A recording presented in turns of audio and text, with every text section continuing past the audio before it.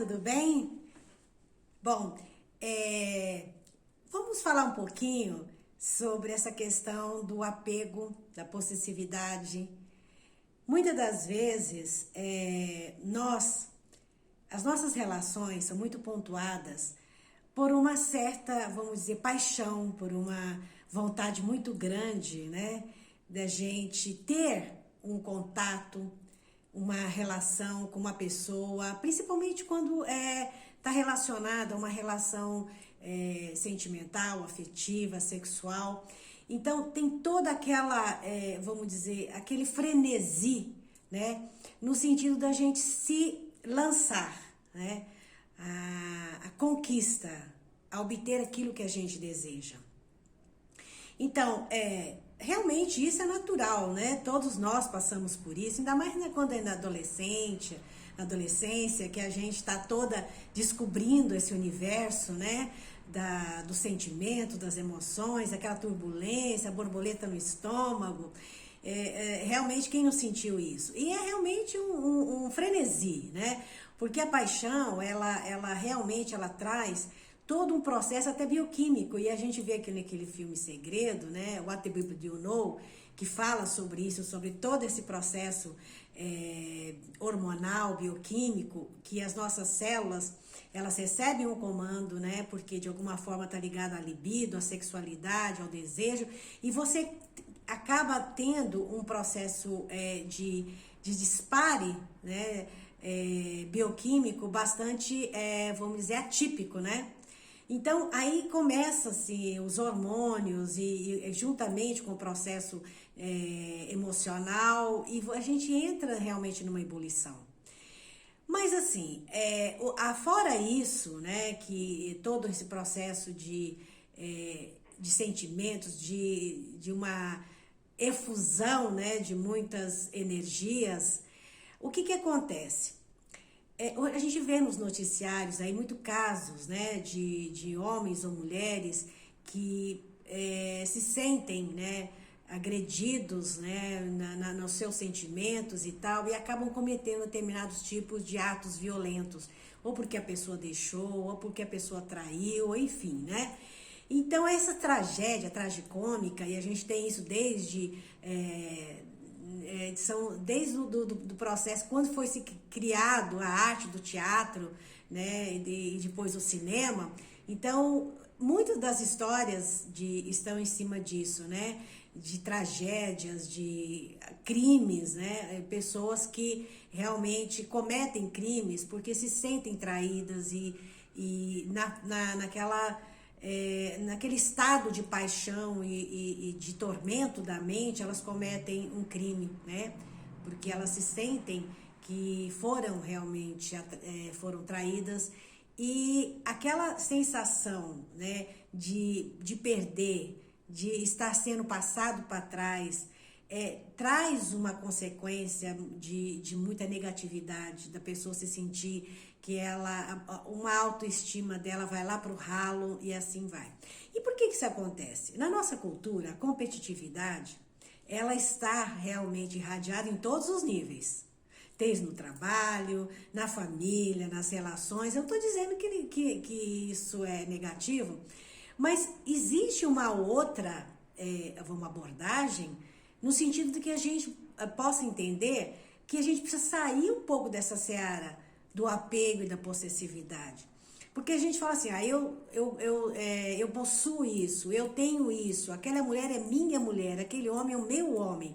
E o que acontece? Quando a gente fala é meu, quando você se sente, às vezes, impotente, que você não tem aquilo realmente, que aquilo te pertence realmente, você entra num caos emocional, você não consegue lidar com esse tipo de situação. Então, desde a infância, a nossa cultura nos impingiu uma forma, eu acho, equivocada da gente amar e da gente ser amado. Então, para você, quando a gente é pequeno, por exemplo, para você sentir e você ter amor, se, por exemplo, a sua mãe ou seu pai não te mimam, talvez, não te dão tudo aquilo que você quer, você sente frustrado. Você sente, não, eu desejo possuir isso, eu desejo possuir aquilo. eu não tenho isso, eu não tenho aquilo. Acho que meu pai e minha mãe não gostam de mim, porque eles não me proveram daquilo que eu queria. E hoje, principalmente hoje, a gente percebe isso. Sabe? Essa coisa das pessoas sentirem necessidade do material, da posse, de ter. E isso faz uma confusão no ser e no ter. Quando você realmente se sente amado, você não, e quando você ama, você não liga, você não está vinculando esse amor a ter algo em troca, a material que seja. Então, a questão do amor não é questão da paixão e da possessividade. O amor, ele é uma energia, uma vibração que ela integra, que ela une, né? Que ela não desintegra. E a gente pensa, olha, eu não amo mais, agora eu tenho raiva daquela pessoa, porque aquela pessoa fez isso. Então você nunca amou. Porque se você ama realmente, você quer o bem daquela pessoa, independentemente do que ela é. Por exemplo, uma mãe, realmente, se o filho, de alguma forma, sai, né, da sua casa, vai viver sua vida, e às vezes até ela fica muito tempo sem ver o filho, ela sempre vai amar, independente se ele vai vir vê-lo ou não. Eu estou dizendo do sentimento real da mãe, que ama e que tem esse sentimento de uma ligação afetiva e espiritual com o filho, ou vice-versa, né?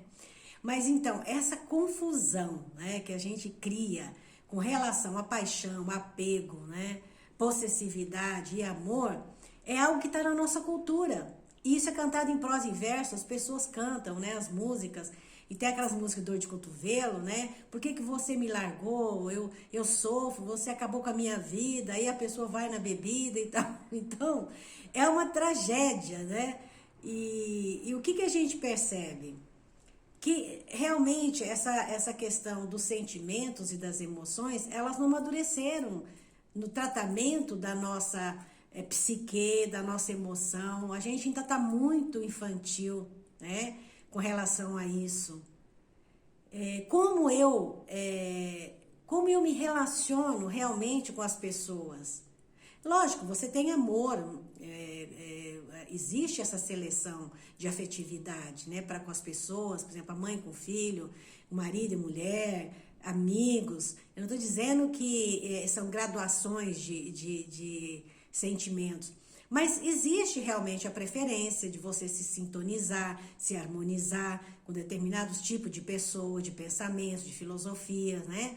E tem até aquela questão da química também, quando você tem vamos dizer, uma atração física, uma atração energética com uma pessoa, isso é maravilhoso.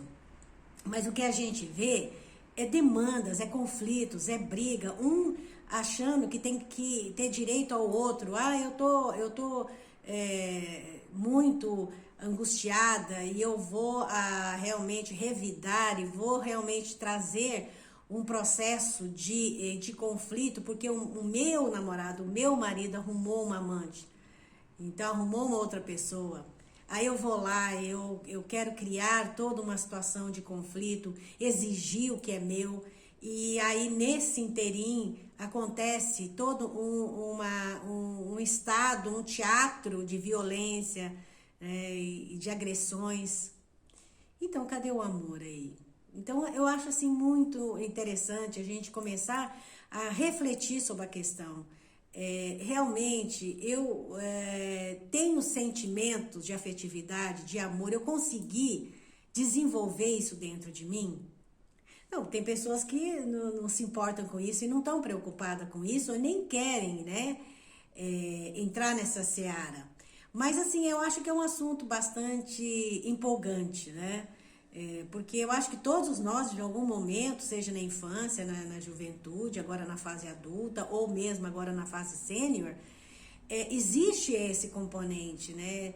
E isso é algo profundo e que está dentro do nosso inconsciente, dos nossos sentimentos, e que muitas das vezes a gente cria um vazio dentro de nós, porque primeira coisa que eu sinto que para que a gente possa realmente entender esse processo do amor, a gente precisa entender a nossa vida. Quem sou eu? Como eu manifesto e exercito a minha identidade? eu estou realmente em ressonância, em consonância com o meu ser, com o que eu sou, com o que eu expresso, né? Eu amo a possibilidade de viver, eu amo o meu corpo, eu amo a minha vida, né? Porque quando a gente começa a entrar nesse processo de entendimento e compreensão, aí você começa a olhar o outro como você olha para você mesmo. Por isso que Jesus dizia, o outro é a extensão de você, né? Faça para o outro o que você queira fazer para você. Então, eu acho que todo esse processo de desavenças, principalmente com relação a relacionamentos, né, afetivos, sexuais, que trazem toda uma conotação de energias muito densas, pesadas, de possessividade, e que projeta no outro toda a necessidade, todo o desejo que a gente tem, e a gente espera que aquela pessoa ela traga para nós que ela abasteça e que ela suprime o que eu preciso. E quando eu não sinto isso, eu me sinto frustrada, né, na minha tentativa, e por conta disso eu revido, né, com toda a minha insatisfação, né? Então, assim, não estou dizendo que quando a gente está tendo um relacionamento não vai haver realmente conflitos, mas são conflitos que você trazem um processo de desafio, de entendimento e de avanço do conhecimento. Não essa questão de realmente você estar num duelo, vamos dizer, né? Eu faço isso e se ele não fizer eu vou fazer aquilo porque eu vou revidar. É como se fosse um duelo mesmo, né? Um jogo de poder, né? Então, quando estiver nesse jogo de poder, é difícil a gente realmente trabalhar uma relação no sentido da gente evoluir. E isso eu estou falando em todos os níveis da relação, né? A possessividade e o apego culturalmente, foi e é ainda na nossa cultura, reverenciada. Você, desde pequeno, você diz, eu quero aquilo, aquilo é meu, e eu tenho direito àquilo, e ninguém pode pegar aquilo que é meu. A gente, inclusive, quando a gente é criança, é muito difícil compartilhar o brinquedo. Vocês reparam que quando a gente... É uma questão até natural do ego da criança, que ela está... Mas, assim, não existe culturalmente entre nós essa cultura de você compartilhar, de você realmente estar oferecendo aquilo que você tem de melhor. A nossa cultura é da competição. É de fazer com que o outro me considere que eu sou melhor. Eu quero essa aprovação do outro. Eu necessito dessa aprovação para que eu me sinta realmente um ser que tem valor. E é muito pelo contrário. Quando eu realmente valorizo o outro, quando eu realmente percebo no outro um ser, né, magnânimo que está expressando a sua identidade, independente do que ele está, que ele seja para mim, ou que ele esteja fazendo, mas eu reconheço nele um ser. A partir do momento que a gente começa a entender isso, por mais que aquele ser, vamos dizer, faça determinadas coisas horríveis, entre aspas, a gente tem que entender que aquela pessoa está expressando aquilo que ele é. E se eu começar a me identificar com o que ele expressa de negativo, eu vou entrar nessa energia negativa. E aí começa o ódio, a raiva, né? E toda essa história aí trágica, né? Que a gente tem aí em todos esses, vamos dizer, teatros da vida. Então, assim, existe conflitos de relacionamento? Existe. Mas a partir do momento que a gente não trabalhar o nosso inconsciente, trabalhar as crenças, os padrões, né? De que eu quero ter uma pessoa, de que eu quero possuir uma pessoa no sentido de que ela vai realmente estar trazendo tudo aquilo que eu necessito, que eu quero que ela me traga, o que eu não tenho. Então, se a gente não mudar um pouco esses conceitos, a gente vai se sentir frustrada. Eu falo isso por mim mesmo, porque é um processo que a gente vem aprendendo, né, com o passar do tempo, com o passar das experiências, de que quanto mais você quer que o outro te preencha naquilo que você não tem, mais frustradas nós vamos ficar, né? E aí cria essa corrente negativa de energias conflitantes. Então, assim, o apego, a possessividade é algo que eu acho que é fundamental que a gente trabalhe para que a gente possa expandir um pouco a nossa consciência no sentido de investir, né, numa qualidade de vida, de relacionamento, de relações conosco mesmo, com o outro, com o universo, com o cosmos, com o meio ambiente, com a natureza, de uma outra forma, de uma forma fluida, né, de uma forma desapegada, mas de uma forma profunda, fecunda. Tchau, tchau, gratidão.